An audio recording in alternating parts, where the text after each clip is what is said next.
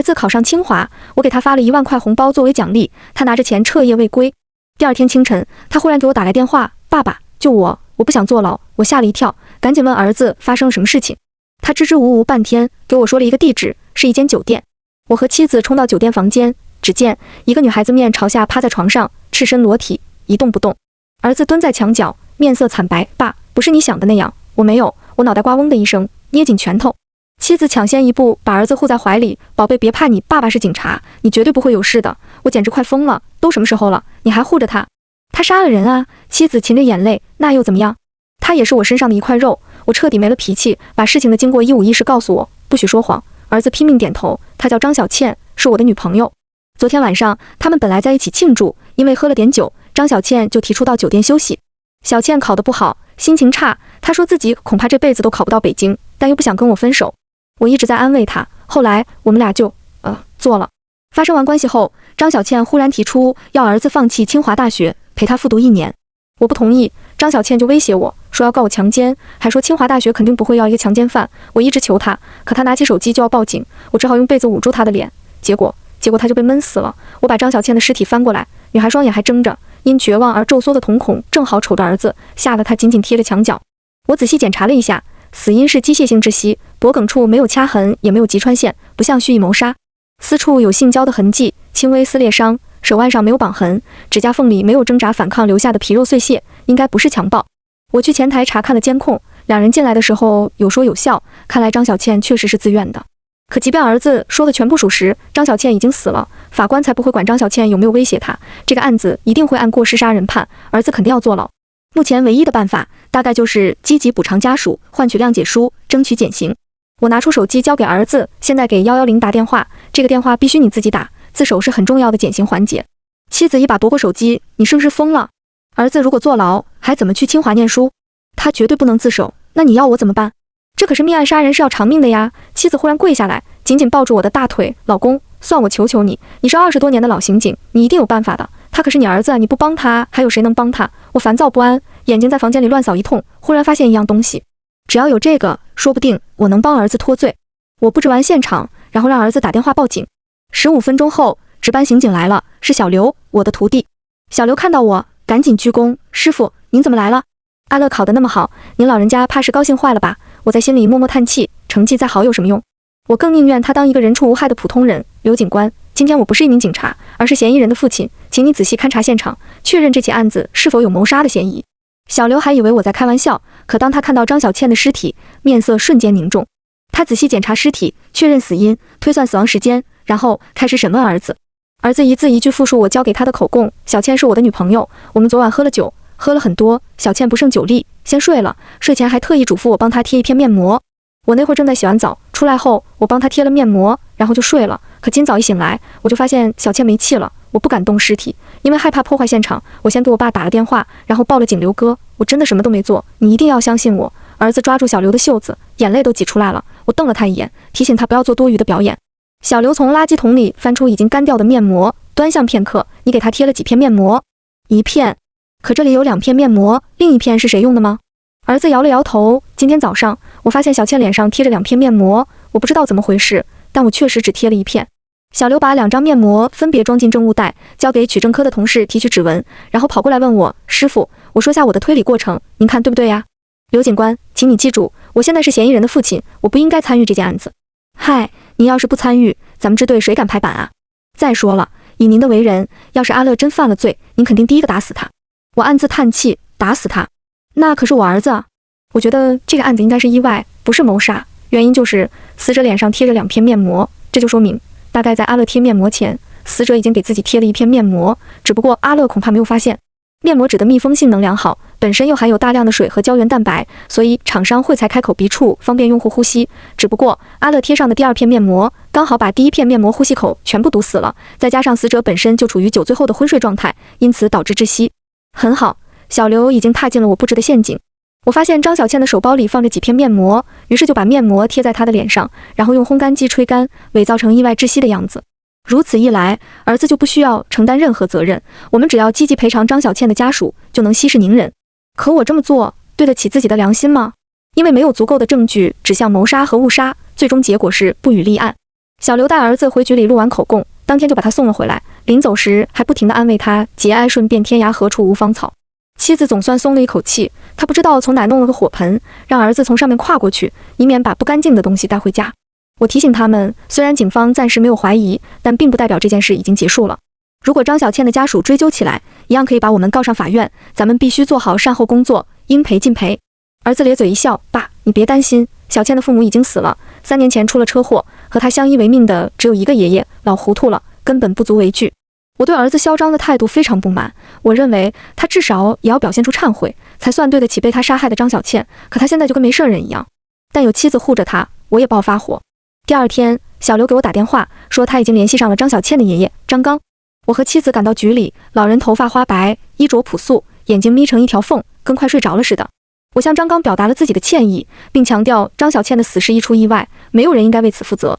张刚恐怕是年纪大了，有点痴呆，他一会儿跟我们说张小倩如何孝顺，如何懂事，一会儿又问我们是谁，自己在哪。妻子忍不住笑了一声，我瞪了他一眼。即便如此，小倩也是阿乐的女朋友，所以我们会想方设法的补偿您。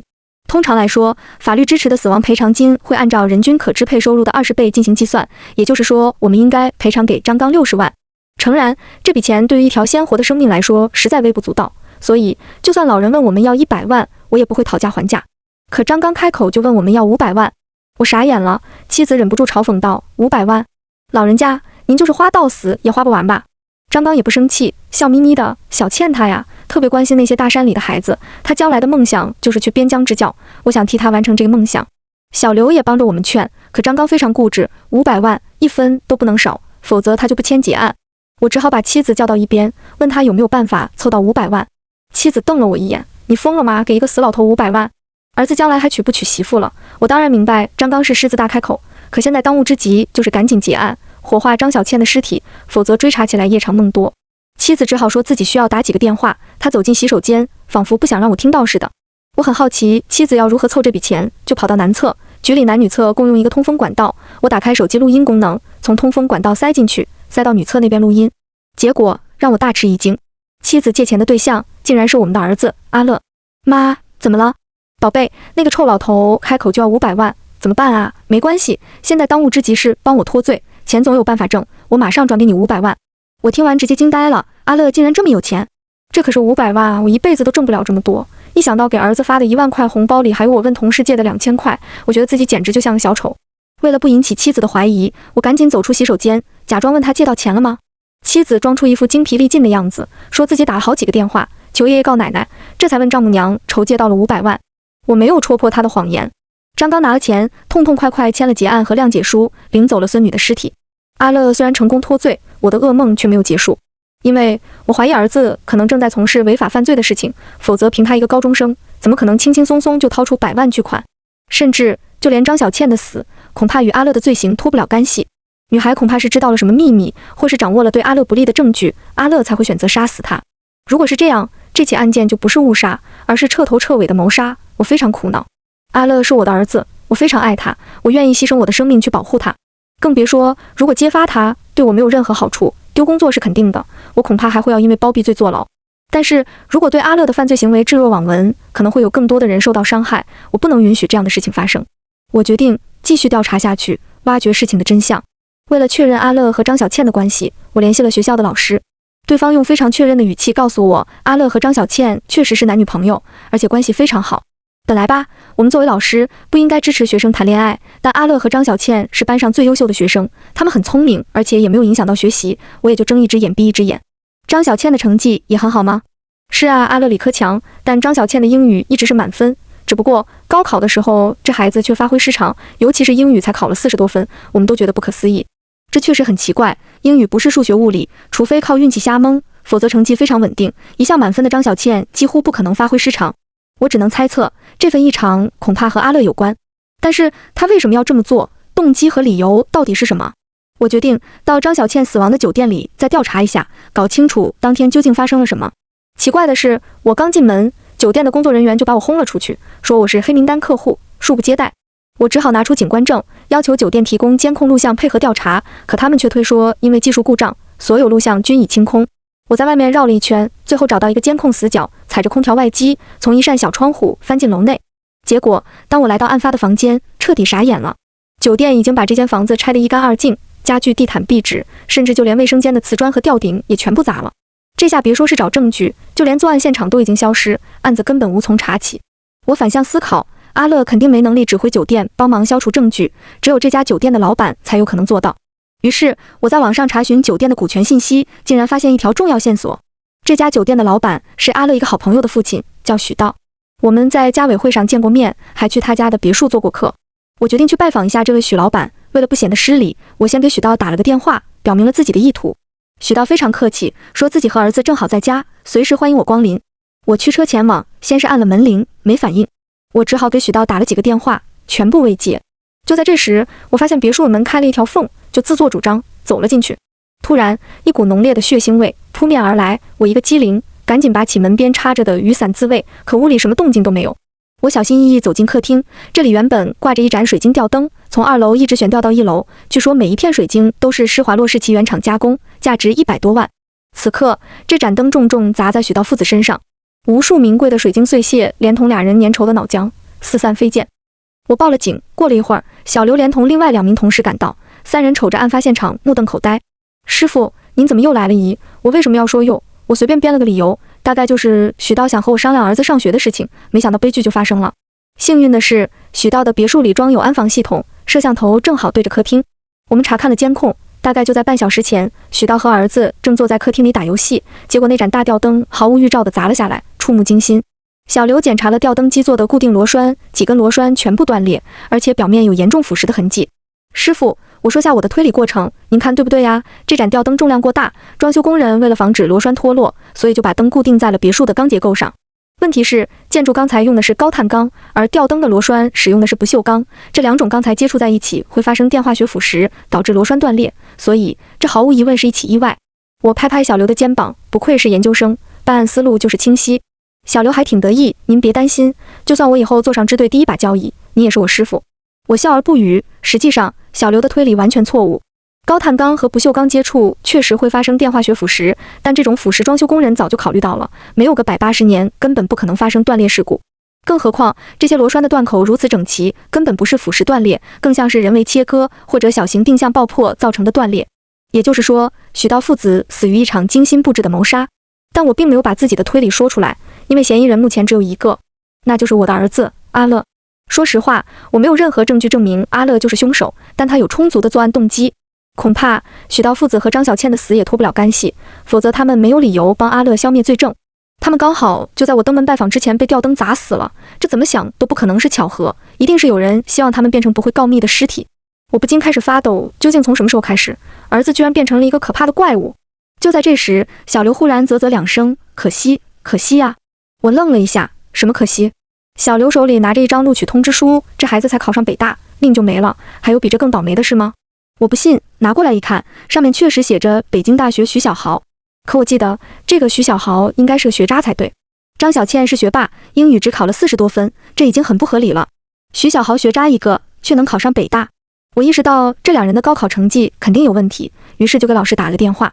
虽说考试这种东西确实存在偶然性，但像徐小豪这种情况，我带学生这么多年也是第一次见，可能他运气确实很好吧。老师会这么想也是情有可原，毕竟高考是不可能作弊的。一个考场，30名考生，全部来自不同的学校和班级，陌生的学生之间不可能串通，就算有人作弊也会被检举。至于监考老师，开考前才会随机安排考场，不同的科目会由不同的老师监考，更别说还有巡查人员和电子监控，可以说完全没有偷奸耍滑的余地。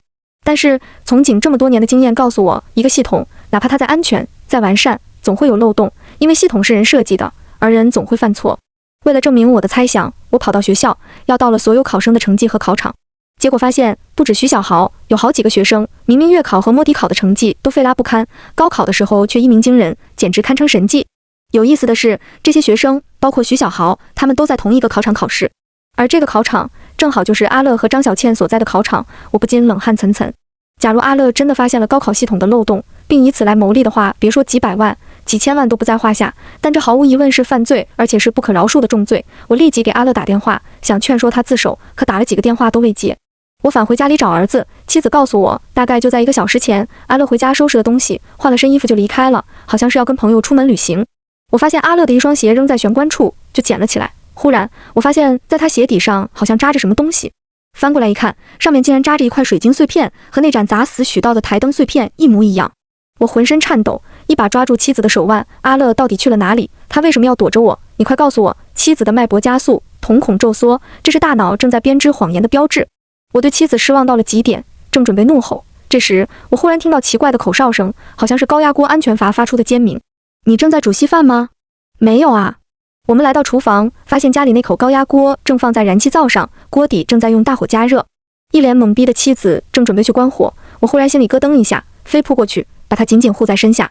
大概就在下一秒，被加热的锅子忽然爆炸了，无数锋利的金属碎片贴着我的头皮，直接射穿了厨房的玻璃门和橱柜，威力丝毫不亚于一颗破片手雷。妻子吓坏了，我挪开身体，仔细检查她是否受伤，可她却指着我：“老公，你流了好多血。”红色的液体忽然流进我的眼睛，我摸了一下，原来是金属碎片在我额头上划开了一道口子。虽然伤口很深，但好歹没有伤到要害，不然后果不堪设想。我仔细检查发生爆炸的高压锅，不出所料，有人把泄压阀和安全破片全部封死，目的就是为了让锅内的压力无限升高，最后爆炸。就连锅子的内部也被人用金刚石划出好几道菱形裂痕，这是为了让锅子爆炸时飞出的金属碎片边缘更加锋利。至于犯人，不用想，肯定是阿乐。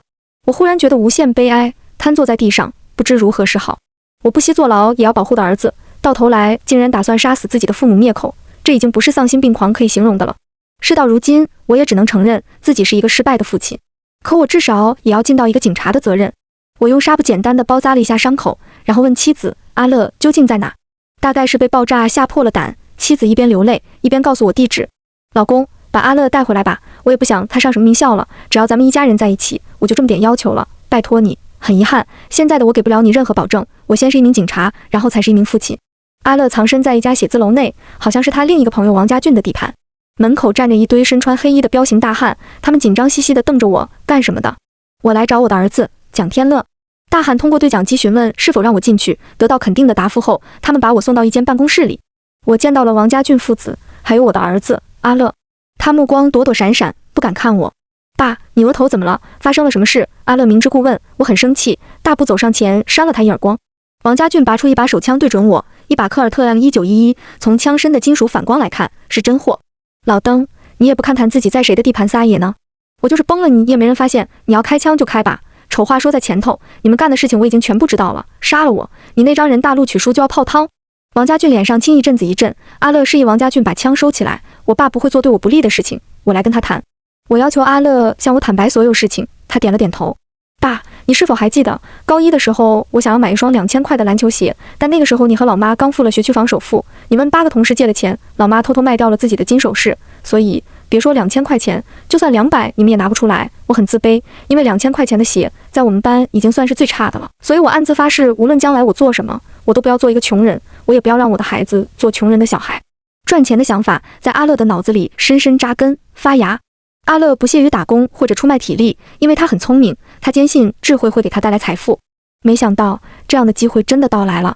有一次，徐小豪和王家俊这两个富二代分别给了阿乐1万块钱，让阿乐在期末考试的时候帮他们作弊。阿乐爽快地答应了。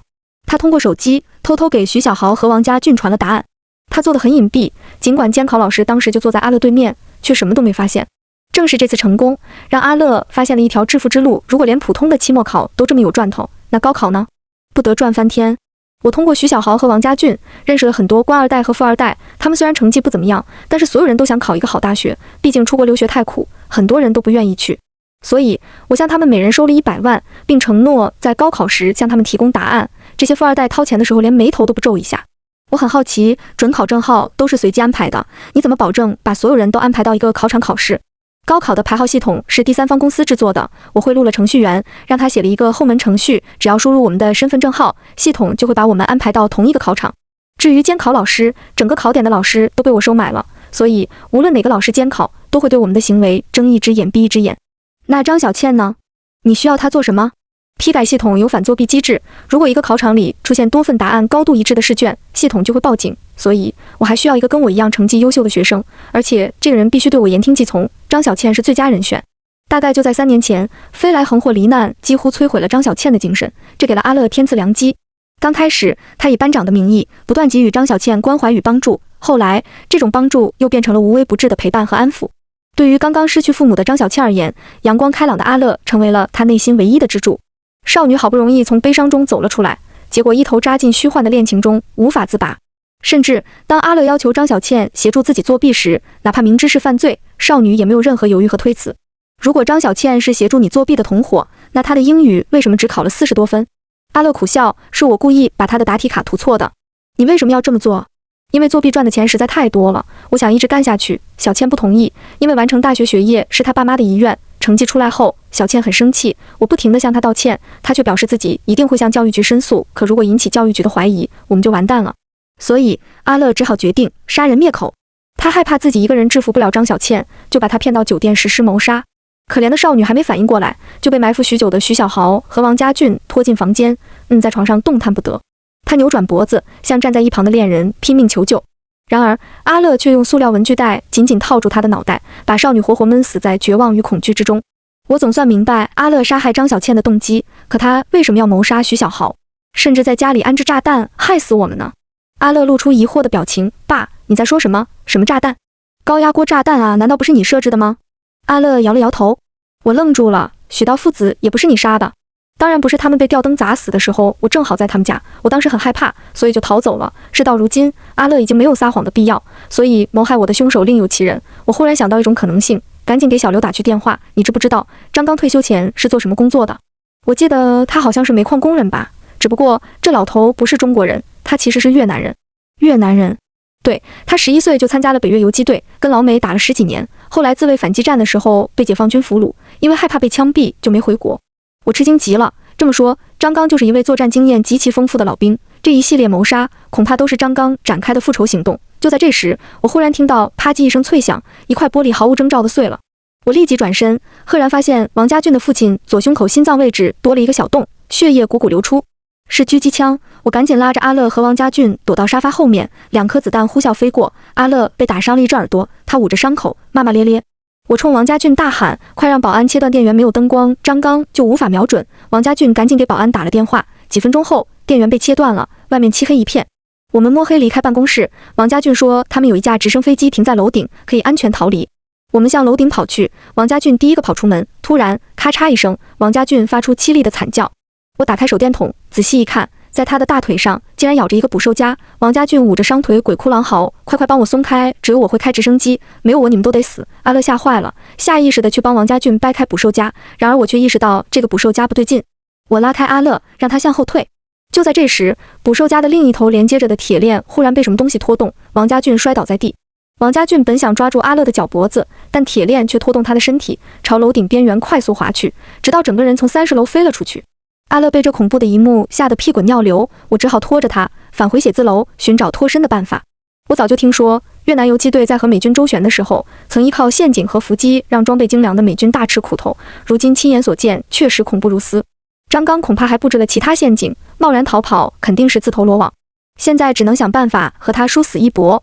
于是我索性大喊，故意暴露自己的位置，喂，我在这，要杀我的话就来吧。我故意喊了几声，然后把身上的外套脱下来，搭在衣架上，伪装成替身，然后躲在一边。果不其然，张刚循着声音就找了过来，但他在黑暗中无法分清替身，于是冲着衣架开了2枪。我立即扑上去，夺过张刚手里的枪，跟他拼命厮打。虽然张刚作战经验丰富，但拳怕少壮，他很快就被我打倒在地。我摸出手铐，把张刚铐了起来，灯刚好亮了，老人的鼻子被打断了，脸上到处都是血，一双愤恨的眼睛死死盯着我。我很愧疚，如果不是阿乐，这个老人根本不需要重拾自己的杀人技能，是我们把一个善良的人逼成了愤怒的兽。阿乐捂着耳朵上的弹孔，他捡起张刚的步枪，戳进张刚的嘴里，怒吼：爸，宰了他！我忍无可忍，你杀的人还不够多吗？如果不杀了他，他说不定会向警方告密啊！再说了，反正他也是死罪。我试图抢过阿乐手里的步枪，他却抡起枪托砸在我脸上，然后把枪口对准我。那一刻，我的心如坠冰窟。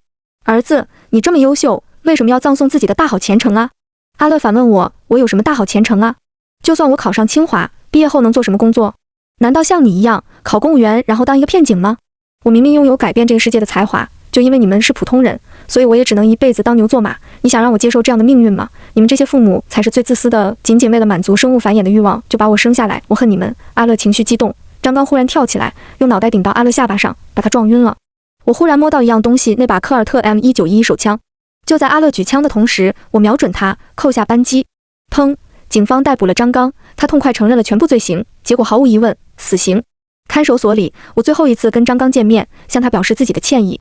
张刚苦笑，我呀，也不是一个合格的父亲，我儿子以前偷过东西，别人要报警抓他，我就只好跟他一块跪在商店门前赎罪，遭人唾骂。虽然咱们也就见过几次，但我觉得你骨子里是个好人，我已经一无所有了，但你还有机会，好好珍惜吧。法警准备将他押送刑场，张刚站起身，拍拍我的肩膀，离开看守所。妻子正在车里等我，他皱着眉头，去那么久干什么？说几句不就行了？他又不是你爸。我苦笑，转过身，对坐在后座的儿子道歉，对不起，让你久等了。没关系，爸爸，这本书很好看，所以无论多久我都会等你。阿乐举起手里的绘本，名字叫《猜猜我有多爱你》。医生告诉我，我的那颗子弹射穿了阿乐的海马体。